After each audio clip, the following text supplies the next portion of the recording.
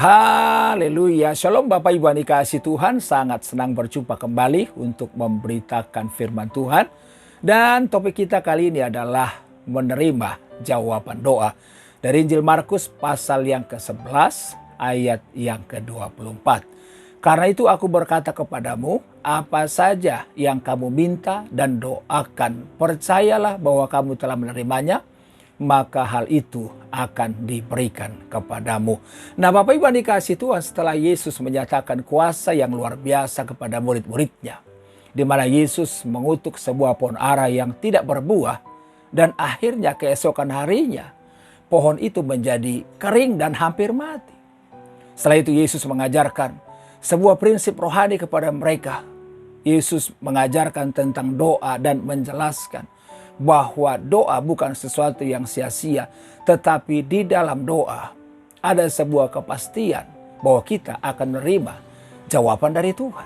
Nah saudara yang dikasihi Tuhan, hari-hari ini kita masih mendengar, hari-hari ini kita masih menyaksikan ada banyak jawaban-jawaban doa dalam hidup orang percaya. Saya sendiri sebagai hamba Tuhan melihat banyak jawaban doa dalam hidup saya.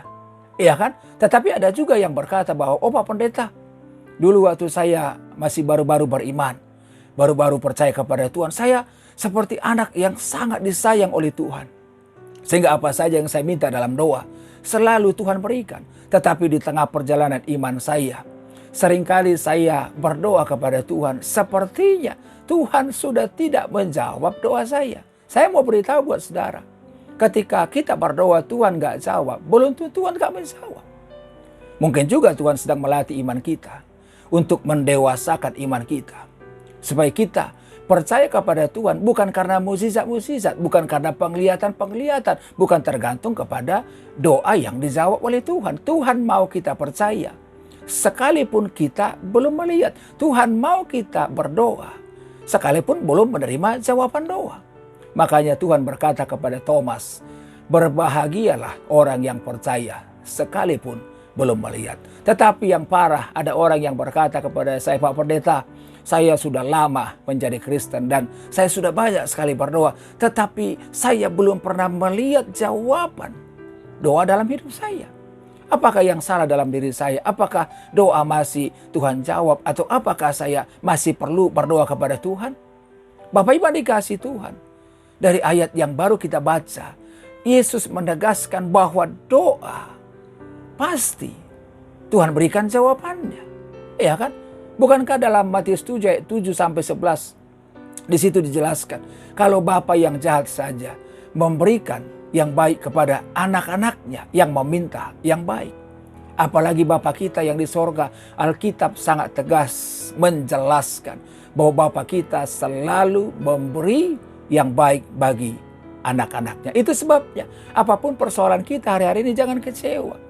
Pastikan engkau tetap berdoa supaya engkau melihat jawaban dari Tuhan. Pertanyaan sederhana, bagaimana supaya kita menerima jawaban atas doa? Yang pertama, dalam ayat 22 dikatakan, percayalah kepada Allah. Saudara yang dikasihi Tuhan, ketika kita punya persoalan, apalagi persoalan itu sangat besar, seringkali kita sudah berdoa tapi kita mulai meragukan, kita mulai bimbang, kita mulai nggak percaya kuasa Tuhan. Murid-murid juga belum percaya sungguh-sungguh kepada Tuhan. Padahal murid-murid ini Bapak Ibu dikasihi Tuhan, dari kecil mereka sudah percaya kepada Tuhan, sudah mengaku Tuhan.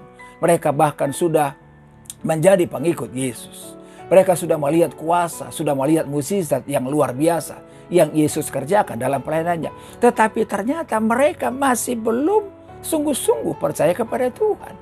Mereka masih belum mengetahui kedahsyatan kuasa Tuhan. Mereka mulai bingung, mereka mulai tidak mengerti kok sampai Yesus bisa mengutuk pohon ara dan mati. Artinya mereka masih membatasi kuasa Tuhan. Yang saya lihat dalam Alkitab dicatat dengan jelas bahwa Tuhan itu bukan manusia sehingga dapat berbohong. Tuhan itu bukan manusia sehingga dapat berdusta. Apa yang Tuhan janjikan dalam firman-Nya pasti akan Tuhan tepati.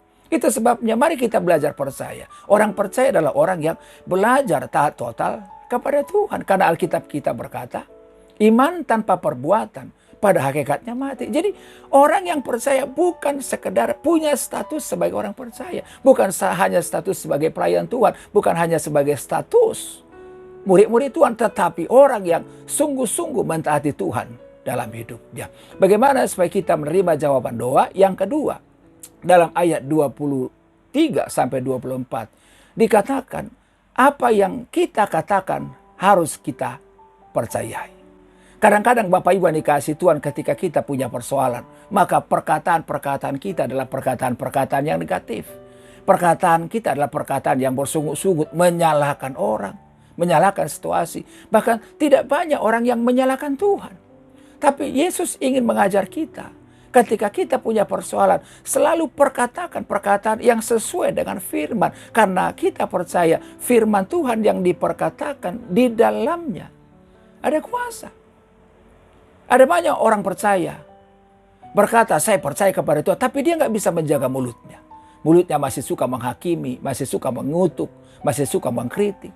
Tetapi mulut orang yang percaya kepada Tuhan selalu mengucapkan kata-kata berkat, selalu mengucapkan hal-hal yang positif, selalu mengucapkan firman Tuhan, sehingga apa yang dikatakannya akan menjadi kenyataan dalam hidupnya. Yang ketiga, bagaimana supaya kita menerima jawaban doa kita? Yang ketiga, harus memiliki hati yang berbelas kasihan dalam ayat 25.